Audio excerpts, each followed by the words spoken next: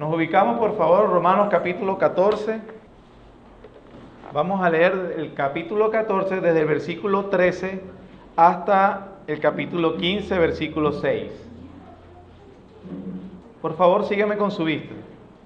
Así que ya no nos juzguemos más los unos a los otros, sino más bien decidid no poner tropiezo u ocasión de caer al hermano. Yo sé y confío en el Señor Jesús que nada es inmundo en sí mismo, mas para el que piensa que algo es inmundo, para él lo es. Pero si por causa de la comida tu hermano es contristado, ya no andas conforme al amor. No hagas que por la comida tuya se pierda aquel por quien Cristo murió. No sea pues vituperado vuestro bien, porque el reino de Dios no es comida ni bebida, sino justicia, paz y gozo en el Espíritu Santo. Porque el que en esto sirve a Cristo agrada a Dios y es aprobado por los hombres. Así que sigamos lo que contribuye a la paz y a la mutua edificación. No destruyas la obra de Dios por causa de la comida. Todas las cosas a la verdad son limpias, pero es malo que el hombre haga tropezar a otros con los que come. Bueno es no comer carne ni beber vino, ni nada en que tu hermano tropiece o se ofenda o se debilite. ¿Tienes tu fe? Tenla para contigo delante de Dios. Bienaventurado el que no se condena a sí mismo en lo que aprueba. Pero el que duda sobre lo que come es condenado, porque no lo hace con fe, y todo lo que no proviene de fe es pecado. Así que los que somos fuertes debemos soportar las flaquezas de los débiles y no agradarnos a nosotros mismos. Cada uno de nosotros agrade a su prójimo en lo que es bueno para edificación, porque ni aun Cristo se agradó a sí mismo. Antes bien, como está escrito, los vituperios de los que te vituperaban cayeron sobre mí. Porque las cosas que se escribieron antes para nuestra enseñanza se escribieron, a fin de que por la paciencia y la consolación de las Escrituras tengamos esperanza. Pero el Dios de la paciencia y de la consolación os dé entre vosotros un mismo sentir según Cristo Jesús, para que unánimes, a una voz, glorifiquéis al Dios y Padre de nuestro Señor Jesucristo. Versículo 7, perdón. Por tanto, recibíos los unos a los otros, como también Cristo nos recibió para gloria de Dios. La semana pasada comenzamos el estudio de esta sección en esta carta que abarca, como les dije, desde el versículo 1 del capítulo 14 hasta el capítulo 15, versículo 13. En esta sección se trata, o Pablo aborda un problema que estaba dándose en la iglesia, que seguramente de no resolverse o de no tener los dos bandos que se estaban casi confrontando dentro de la iglesia de Roma, de que si no se resolverían, seguramente se iba a terminar con una iglesia dividida. Entonces Pablo aborda la situación de está pasando en Roma, y a través de este capítulo, de este extenso capítulo, nos enseña una tremenda bendición sobre la libertad cristiana y la libertad de conciencia. Ese es el tema que hemos estado empezando desde la semana pasada, hablando acerca de la libertad cristiana y la libertad de conciencia. Pablo está aplicando las grandes doctrinas que él ha estado expuesto. Y en este sentido nos ayuda a ver cómo podemos amar a nuestro prójimo. Ahora, el sermón de la semana pasada consistió en 3 puntos. Hablamos de que el primer punto era identificar las diferencias, identificar cuál es el problema. Vimos que Pablo llama a un grupo que eran débiles en la fe y también llama a otro grupo que era fuerte en la fe. Mi trabajo consistió la semana pasada en aclarar el concepto de que es un débil en la fe y que era un fuerte. Yo espero que eso haya quedado claro, porque por lo general, o fue lo que quisimos dar a entender la semana pasada, no es lo que uno inmediatamente se imagina. ¿Cierto? ¿Se recuerdan cuando estuvimos hablando? Cuando Pablo habla del débil en la fe, no está hablando de un casi cristiano. Él no está hablando de un cristiano carnal, un mundano que no se diferencia entre verdadera piedad y mundano. Pero él tuvo una decisión hace años, entonces tranquilo, tengamos paciencia, él es un débil en la fe. Hay cristianos que leen la Biblia todos los días y hay cristianos, entre comillas, que nunca leen la Biblia. Entonces ese es el débil en la fe. No, eso no es lo que está diciendo el apóstol Pablo. Hay cristianos que trabajan en la santidad, están preocupados por su vida espiritual, son diligentes en el uso de los medios de gracia para crecer en la gracia. Ok, ese es un cristiano fuerte. Hay cristianos que son descuidados, no se congregan, son ligeros en sus relaciones con los demás. Ese es un cristiano débil. No, eso no es lo que dice Pablo.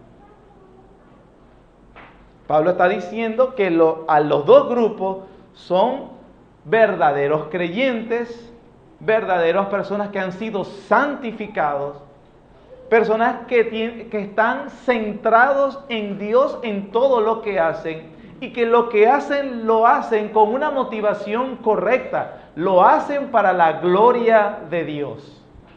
Nosotros identificamos que el débil en la fe, según en el capítulo 14, como nos los pone Romanos, Pablo a través de la carta a los romanos, eran cristianos verdaderos, genuinos, de bendición, que simplemente veían en el uso de comer carne y vino algo que era inmundo y que no veían tan piadoso el participar como el dejar de participar. En cierto sentido, ellos preferían no tener relación con estos dos elementos. Entonces vemos que ellos eran muy escrupulosos en su vida personal. Eso Pablo no lo fustiga, tampoco lo critica, de hecho lo alaba. Él dice que es correcto que los cristianos mantengan ciertas convicciones personales que les ayuden en la santidad.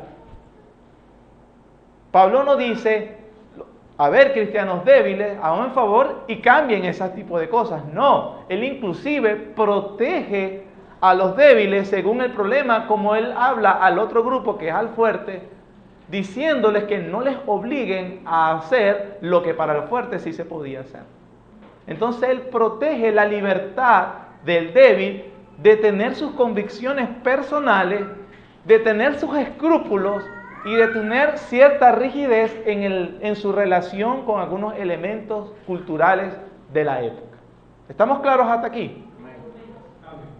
El fuerte no era un indulgente, porque, el fuerte entonces es un descuidado, que no tiene ningún tipo de restricciones, que él sabe que es salvo por Cristo sí o sí, y él ciertamente anda por el mundo haciendo lo que se le plazca, entonces él es fuerte por eso.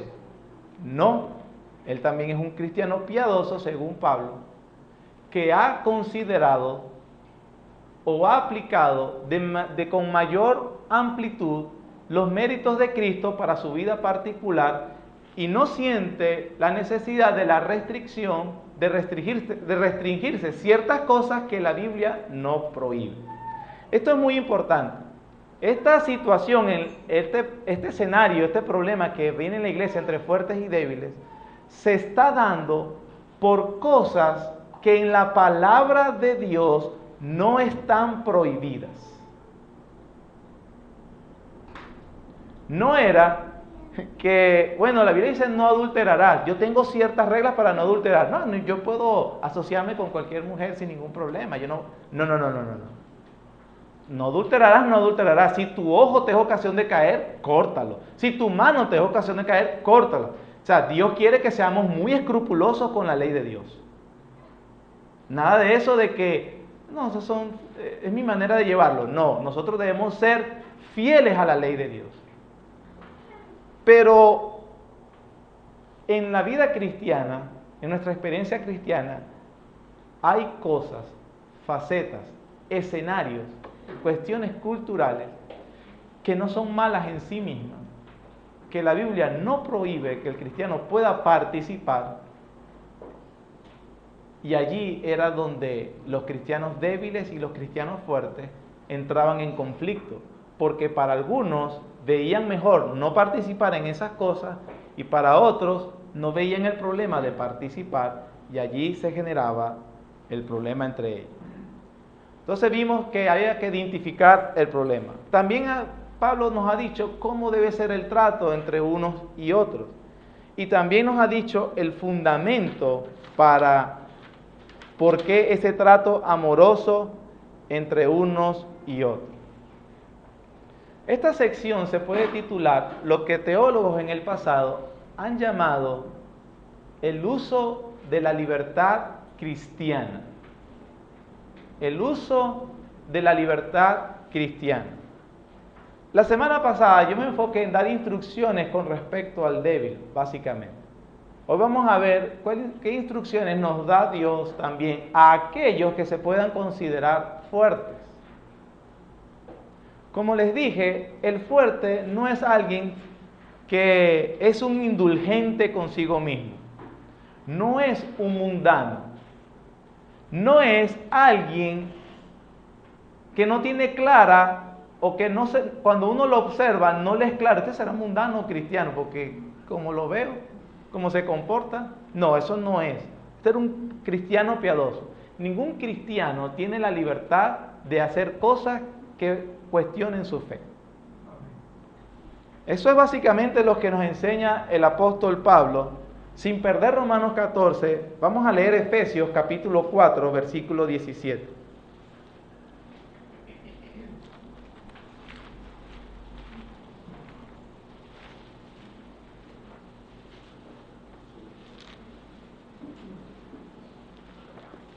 Observe con mucho cuidado cómo Pablo habla acerca de cómo es la vida de un cristiano.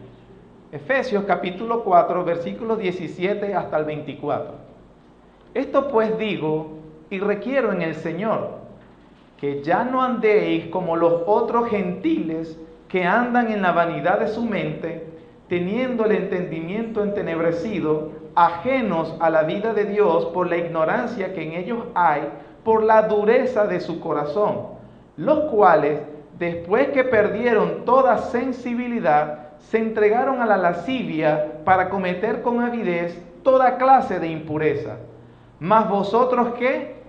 No habéis aprendido así a Cristo, si en verdad habéis oído y habéis sido por Él enseñados, conforme a la verdad que está en Jesús. En cuanto a la pasada manera de vivir, despojaos del viejo hombre que está viciado conforme a los deseos engañosos, y renovaos en el espíritu de vuestra mente, y vestíos del nuevo hombre, creado según Dios, en la justicia y la santidad de ¿qué? Entonces aquí vemos instrucciones de Pablo como apóstol, explicándonos cómo se ve la vida cristiana en la práctica. Es alguien que ha renunciado a los deseos mundanos y que su comportamiento no es igual que los gentiles o aquellos que no son cristianos, que tienen el entendimiento entenebrecido, ajenos a la vida de Dios por la dureza que hay en sus corazones.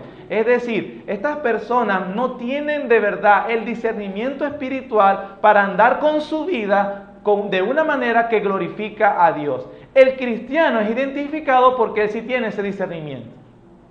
Eso es un cristiano, según Pablo. Colosenses capítulo 3.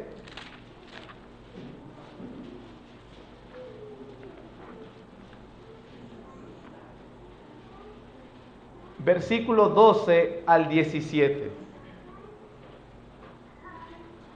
Vestíos pues como escogidos de Dios. ¿Cómo son los escogidos de Dios?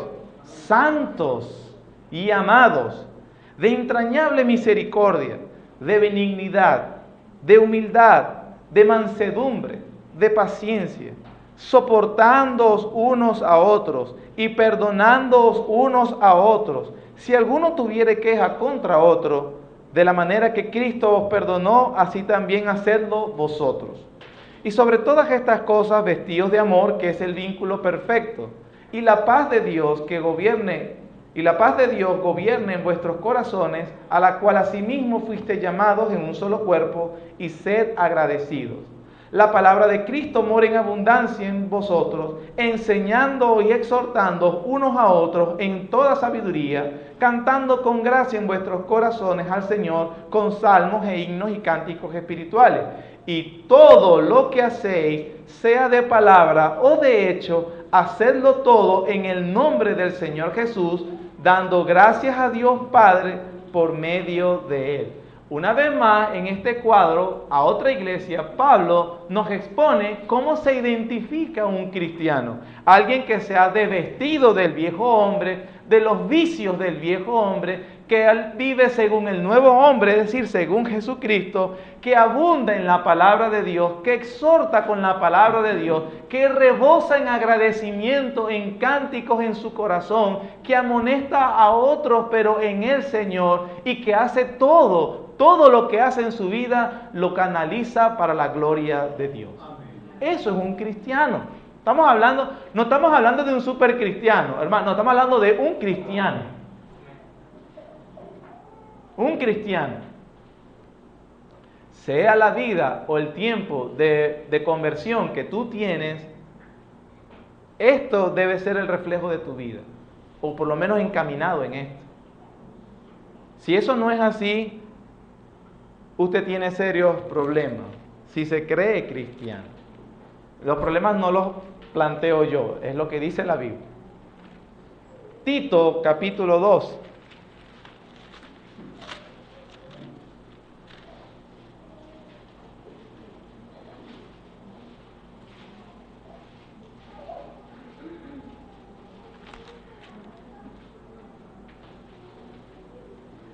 En Tito capítulo 2, Pablo también nos da otro cuadro, cómo se ven aquellos hombres que estaban muertos en pecados, pero que han sido objetos de la gracia de Dios.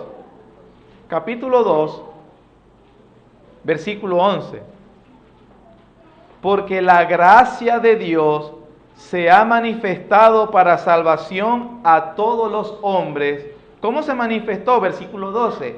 Enseñándoos que, renunciando a la impiedad y a los deseos mundanos, vivamos en este siglo sobria, justa y piadosamente, aguardando la esperanza bienaventurada y la manifestación gloriosa de nuestro gran Dios y Salvador Jesucristo. Un cristiano, nuevamente el apóstol Pablo nos está diciendo que es alguien que se le ha manifestado la gracia de Dios, pero que le ha enseñado a renunciar a la impiedad. Esta persona ha renunciado a los deseos mundanos. Esta persona vive en este siglo de manera justa y sobria, con autocontrol. Esto es un cristiano en la práctica normal. Los cristianos débiles y fuertes de Roma son estos, porque Pablo dice que son cristianos. Esto es muy importante tenerlo claro. Un fuerte no es un indulgente que se parece más al mundo.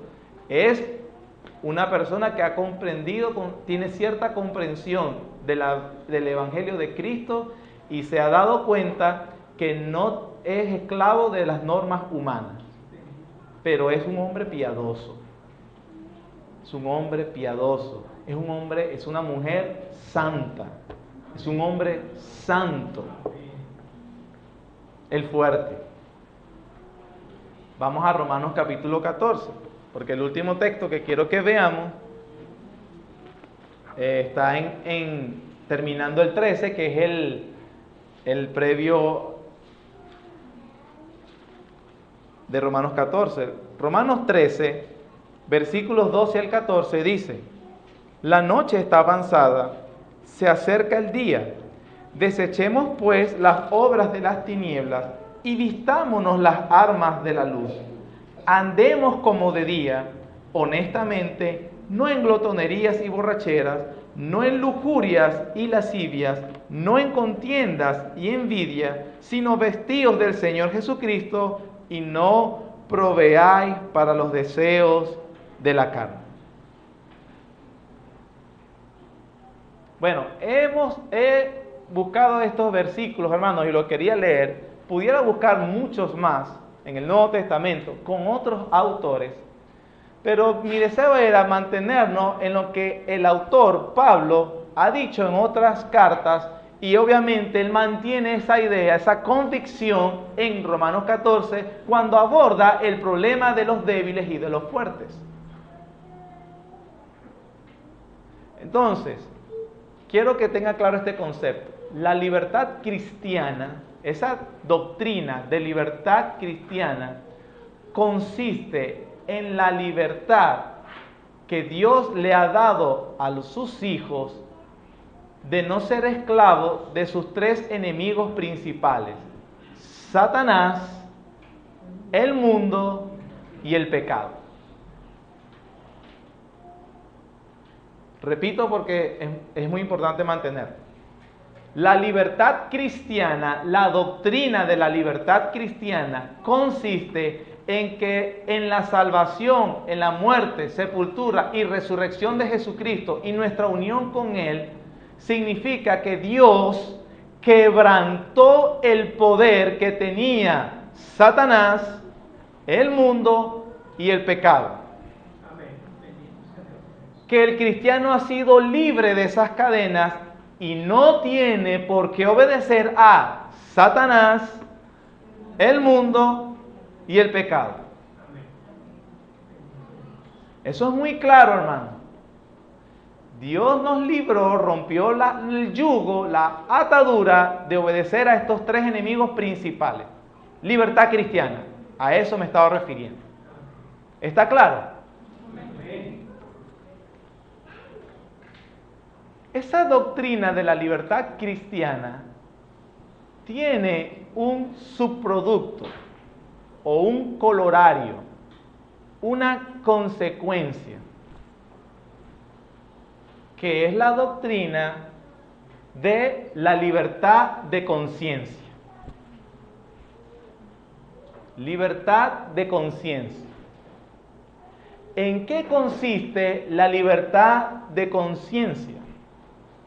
La libertad de conciencia consiste en que a través de la libertad cristiana hemos sido librados de obedecer los preceptos y normas que son meramente de hombres.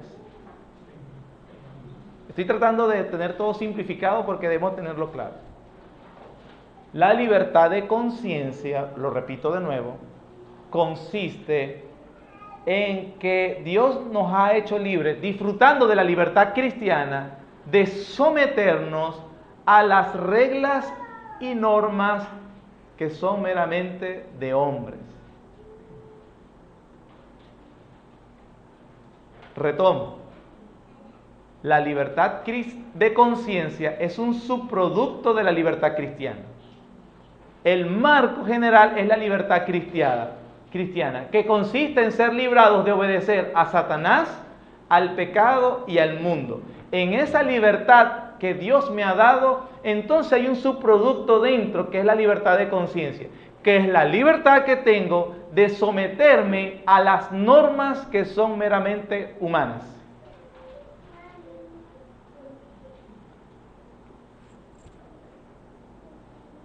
La conciencia es un dispositivo, si le puedo poner esa palabra, es el foro interno que Dios ha colocado en todos los hombres que le acusa o le aprueba cuando hace algo que es correcto o incorrecto. Es esa voz que dice, ay, hiciste mal, ese gusano que comienza y no te deja dormir.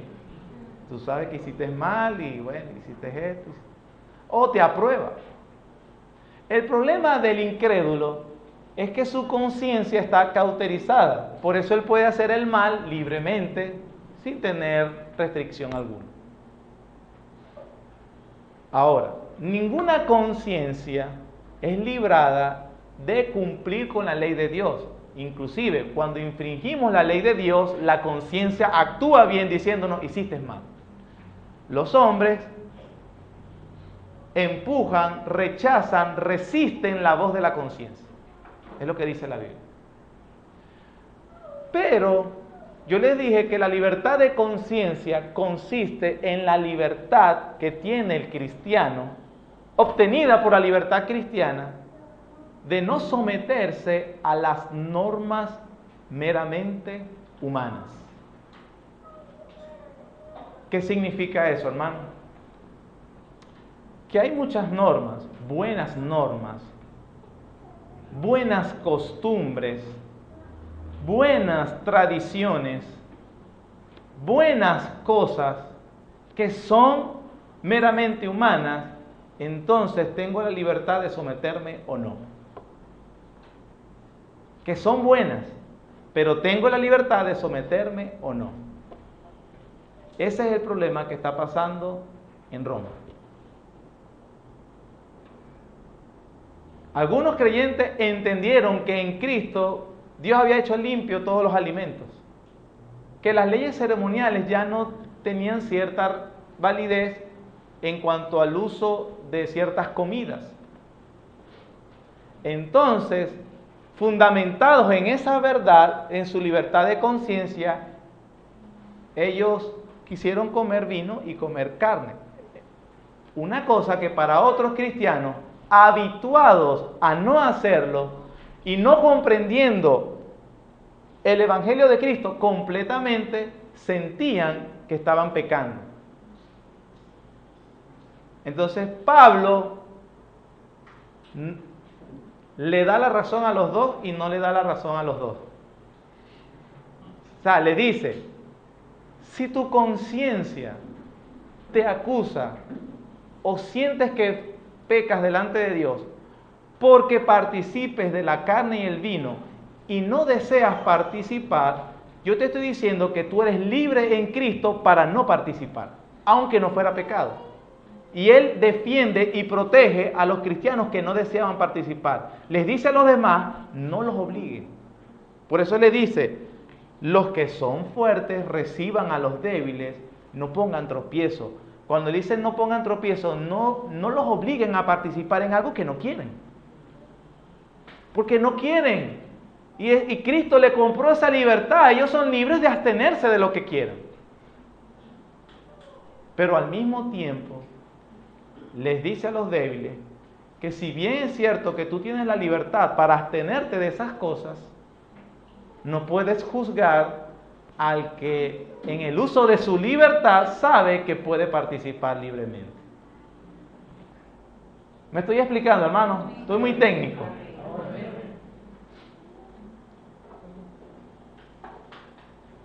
Quizás la clave está en el versículo 5. Dice así: uno hace diferencia, del capítulo 14, uno hace diferencia entre día y día, otro juzga iguales todos los días. Con el punto y seguido, cada uno esté plenamente convencido, ¿en dónde? En su propia mente. Ojo, esto no es, ¿te parece que algunos mandamientos de la ley de Dios te convencen?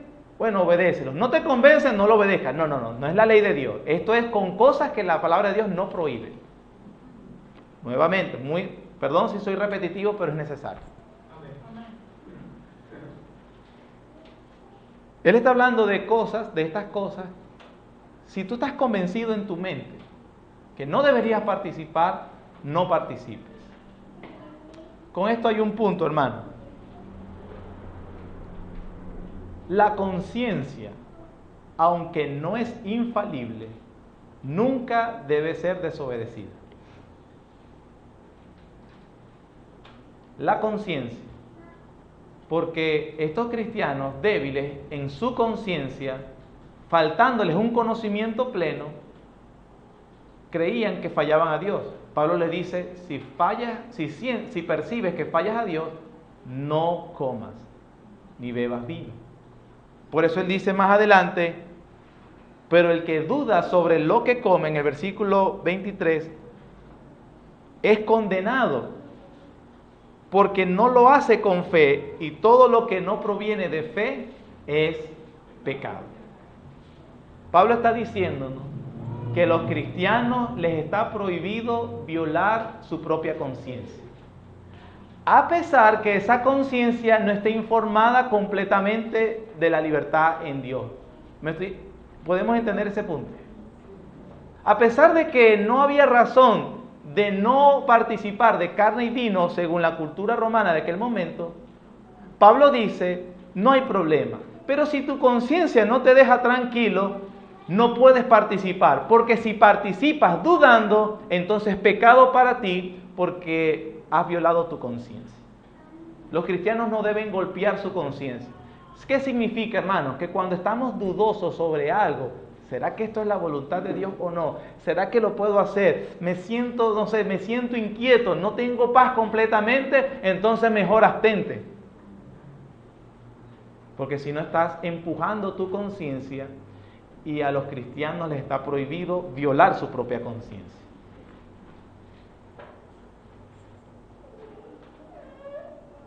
El punto de Pablo es que cada quien rendirá cuentas solo a Dios en las cosas que Él no ha legislado claramente. Los cristianos son libres de someterse a las reglas humanas. ¿Por qué?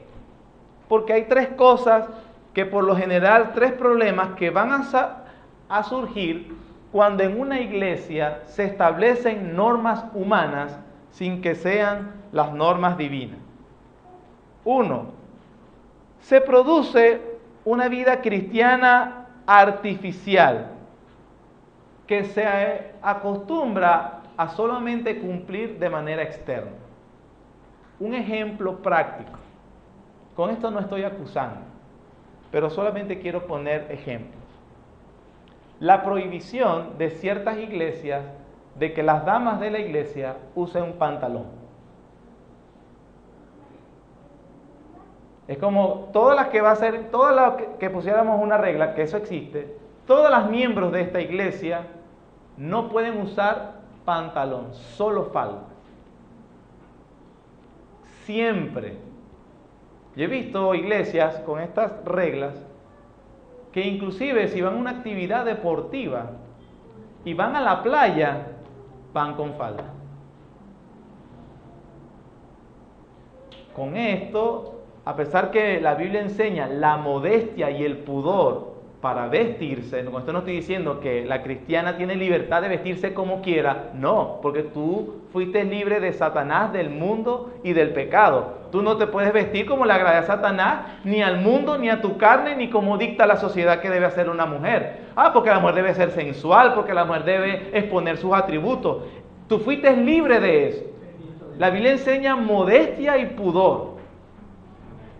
Pero eso sí enseña la Biblia. Ahora, decir que obligatoriamente hay una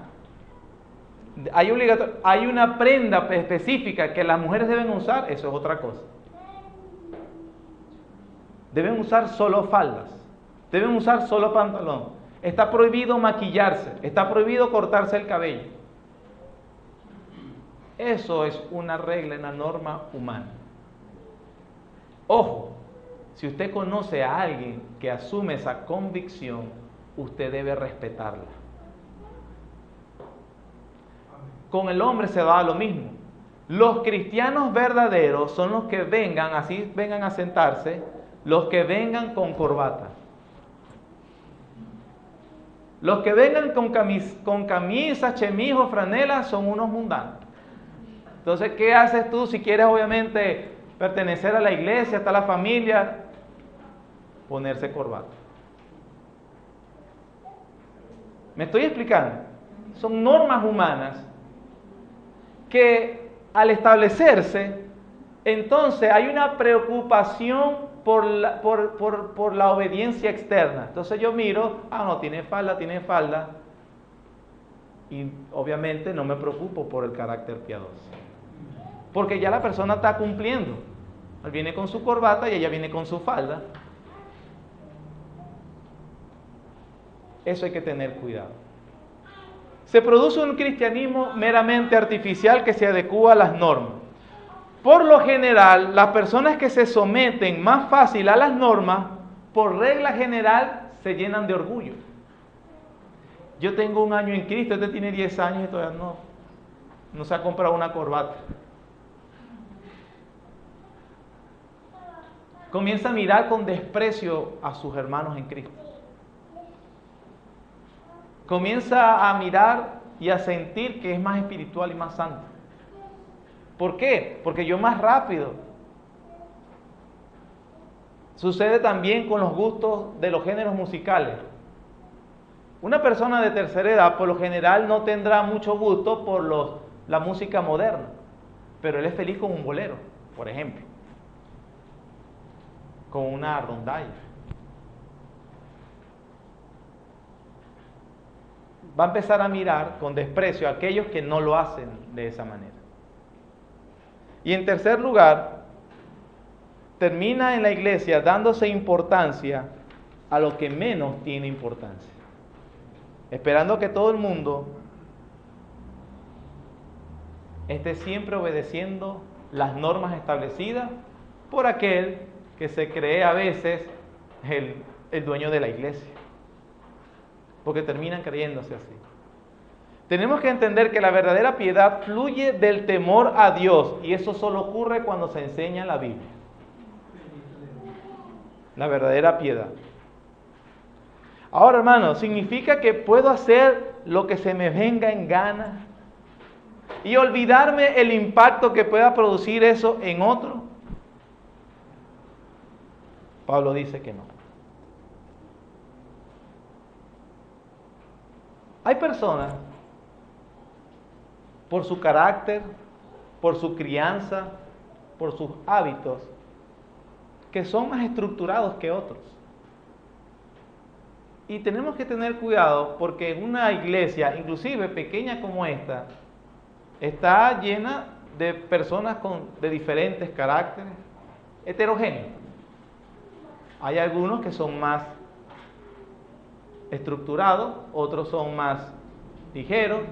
Hay algunos que tienen una fortaleza en una cosa, otros en fortalezas en otra. Por lo general, aquellos que son escrupulosos quieren que todo el tiempo estén las normas claras, escritas y precisas, de manera que todo el mundo se someta a las normas claras y precisas. No les gusta dejar cosas en el aire.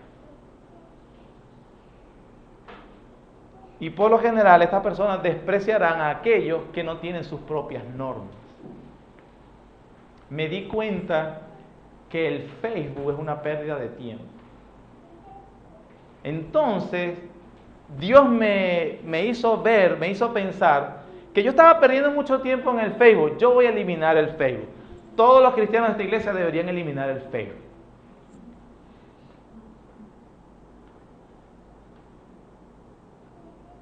Una norma que, si bien puede ser buena para mí porque me estaba trayendo problemas en mi devoción personal, no necesariamente tiene que ser la norma por la cual se mida a los demás. Dios es más glorificado en una iglesia que se muestra amor unos a otros a pesar de las diferencias en el uso de la libertad de la conciencia, que en una iglesia donde las reglas de un pequeño grupo se esfuerzan para toda la congregación. Sucede mucho, hermanos, y aquí tengo que tener cuidado. Latinoamérica, y esto no es un caso solo venezolano, sino de Latinoamérica, influenciados más por la cultura indígena y la cultura negra venida de los esclavos africanos, tuvo un exceso y culturalmente ha tenido el exceso con respecto al alcohol.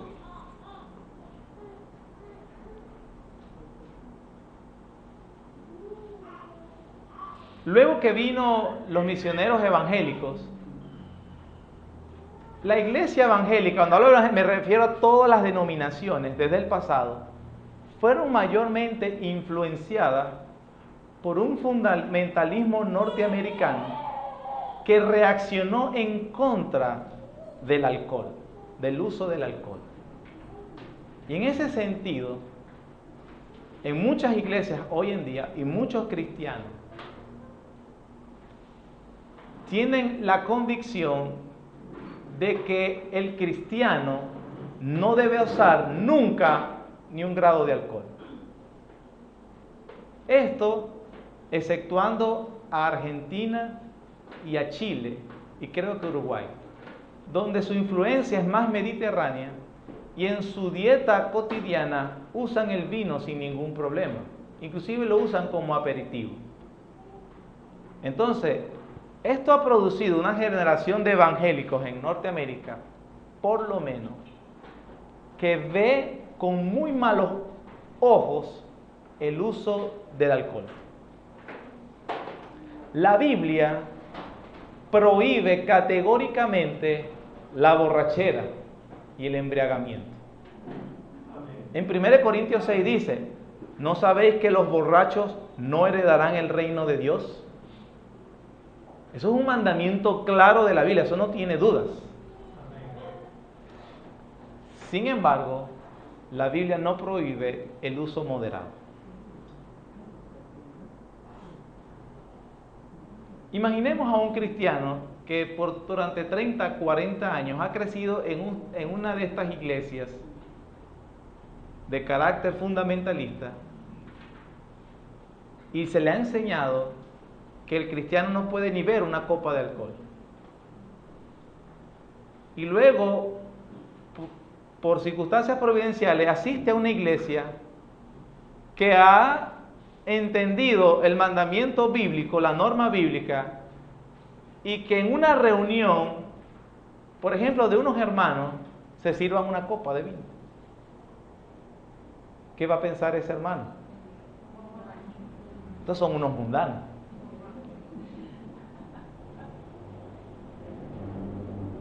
Pero para que usted vea cómo es el choque, probablemente este hermano no informado va a tener un prejuicio sobre lo que dice la Biblia, sobre la libertad del cristiano haciendo uso de su libertad de conciencia porque obedece a Dios y no comete estos excesos.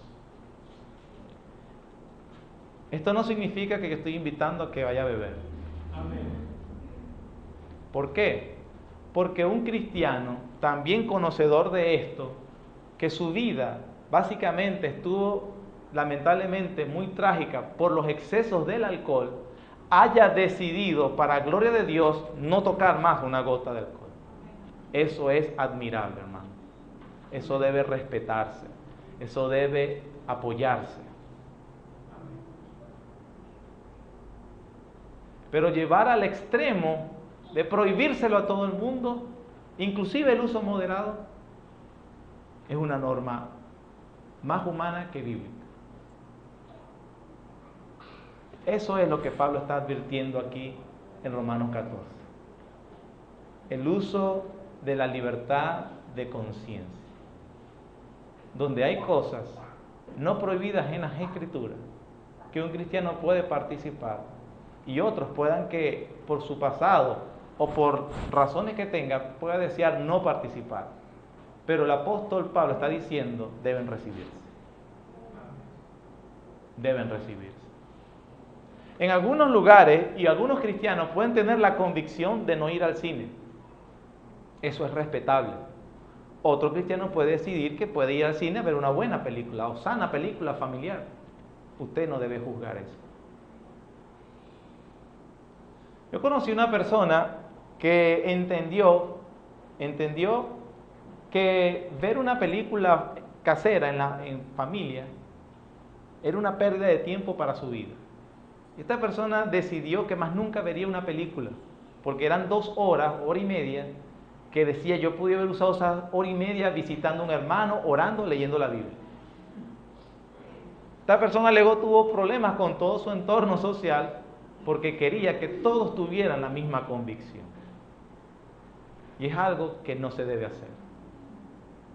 Ahora, eso no significa que si usted se pasa horas de horas viendo películas y nunca leyendo la Biblia y nunca orando, nunca cumpliendo con sus deberes y responsabilidades, usted tiene un gran problema de pecaminosidad.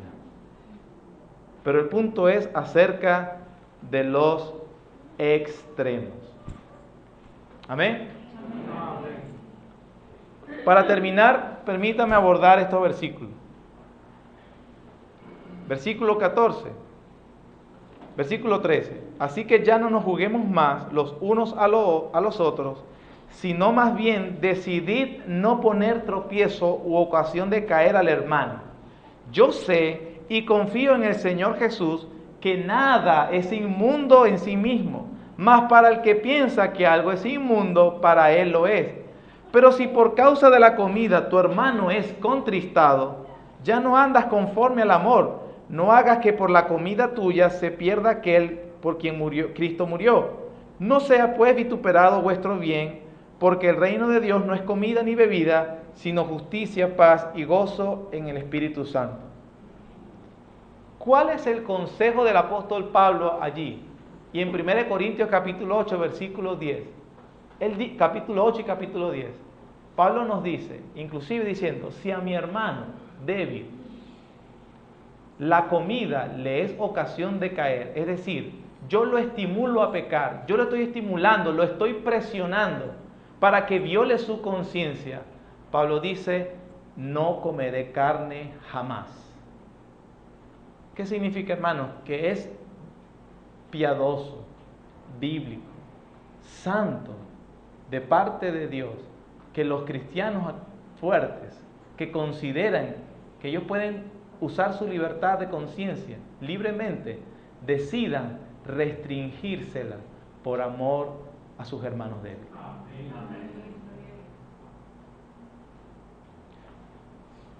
Pablo decía, no le pases con el bistec al hermano. Mira, ¿no tú comes esto? Si eres religioso. Y tú no sabes que Cristo te compró en libertad. Mira esta carne jugosa, 3/4 te gusta más. Pablo dice, no hagas eso, eso es mundano. Más bien, si al hermano la carne, el comer, le parece algo que va a ofenderlo, yo prefiero abstenerme también, por amor a mi hermano, para no interrumpir la relación, para que no se sienta incómodo, para que no sea vituperado la libertad que Cristo me dio, porque Él me dio libertad del pecado, de Satanás y del mundo. Un mundano piensa, yo hago lo que se me da la gana, y cuál es ese problema tuyo, eso no es problema mío, y por qué, yo no soy esclavo de la gente. No, así piensa un mundano. Un cristiano piensa, a mi hermano le ofende, yo me abstendré. No hay ningún problema, pero con tal de que la comunión siga adelante. Actuar en amor. Es interesante que cuando Pablo dice que no seamos tropiezos, esa palabra es usada varias veces en el Nuevo Testamento. Y 3 de estas habla de Cristo como un tropiezo. Ustedes recuerdan que el Señor dice, ay de aquel porque vengan los tropiezos. Un llamado a nosotros a cuidarnos de no hacer tropezar a otros con nuestro pecado. Mejor que se le cuelgue una piedra de molino en su cuello y se tire al mar, porque yo me voy a vengar de eso. Ahora, la Biblia dice que Cristo fue un tropiezo para los judíos. ¿Por qué? Porque Jesucristo no llenaba las expectativas del Mesías que ellos esperaban. Ellos esperaban un Mesías, tenían así debe ser el Mesías. Y como Jesucristo no cumplía esa expectativa, Cristo mismo era un tropiezo para ellos. ¿Qué significa eso? ¿El mal estaba dónde? ¿En los judíos o en Cristo? En los judíos. ¿Qué significa, hermano? Que no todo el tiempo que haya un tropiezo, no necesariamente significa que la culpa es del otro. Yo pude haber tropezado, pero por culpa de mis propios prejuicios. No siempre la culpa es de otro. Por el prejuicio que tenían los judíos, tropezaron por Cristo. Hay cristianos que tropezarán no por culpa de que alguien los hace tropezar, sino por sus propios prejuicios tropiezan. De eso el Señor no nos culpa, pero sí nos llama a tener cuidado, que tú consciente de vas a ofender a uno de tus hermanos, aún así actúes. Que el Señor nos guarde, porque la Biblia dice que Él va a juzgar eso. Porque pecando contra los hermanos y sus débiles conciencias, contra Cristo pecáis, dice su palabra. Y en último, Pablo nos dice la razón por la cual los débiles, los fuertes deben actuar en consideración siempre al impacto que los demás van a ver sobre sus acciones. Capítulo 15, versículo 1. Así que los que somos fuertes, vean que el consejo es a los fuertes, debemos soportar las flaquezas de los débiles. ¿Y qué, hermanos? No agradarnos a nosotros mismos. Cada uno de nosotros agrade a su prójimo en lo que es bueno, para edificación. ¿Y cuál es la razón? Versículo 3.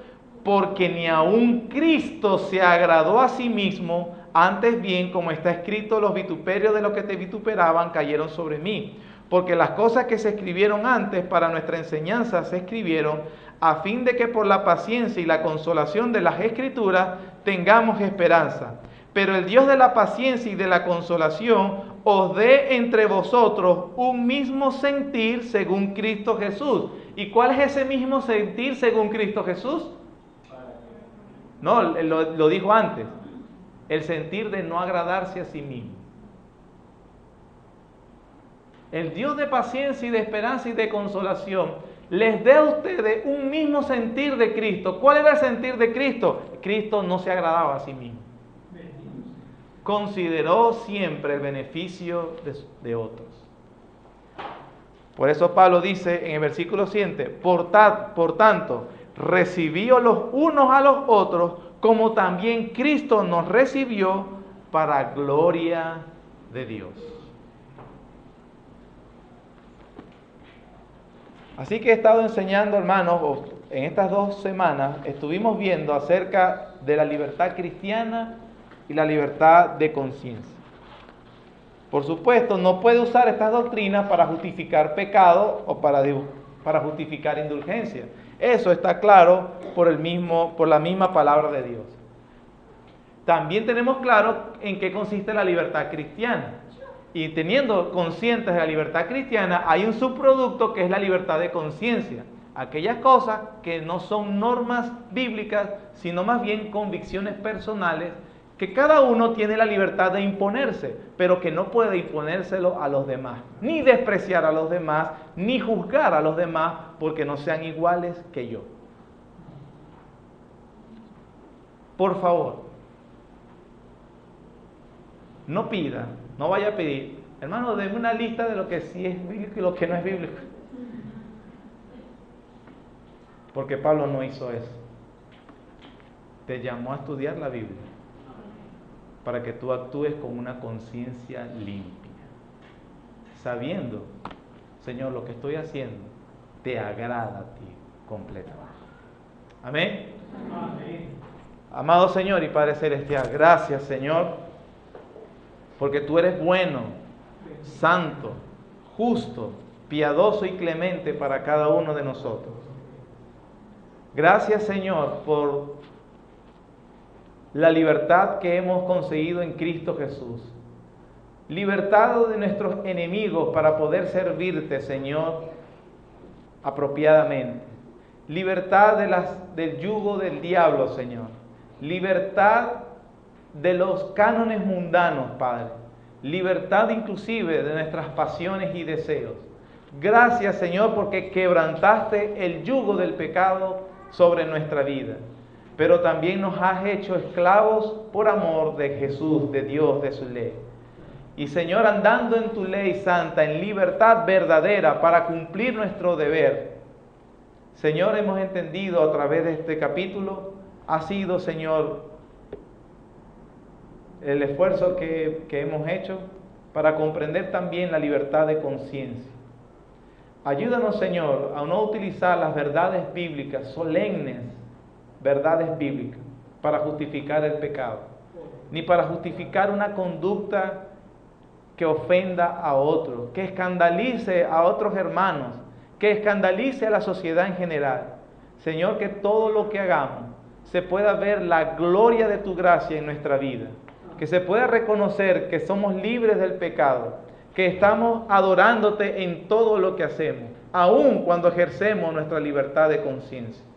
Ayúdanos también, Señor, a tener una conciencia informada bíblicamente, de manera que no debamos juzgar a otros y tampoco menospreciarlos cuando ellos tengan ciertas normas que no son las nuestras.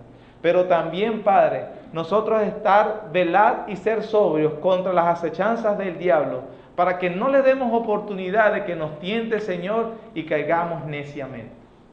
Ayúdanos, Señor, a tener una vida de santidad, que te glorifique, que te dé gloria en todo momento. Y gracias, Padre, porque tu palabra es suficiente para estas cosas. En el nombre de Jesús, descansamos en tu poder en nosotros. Amén y amén.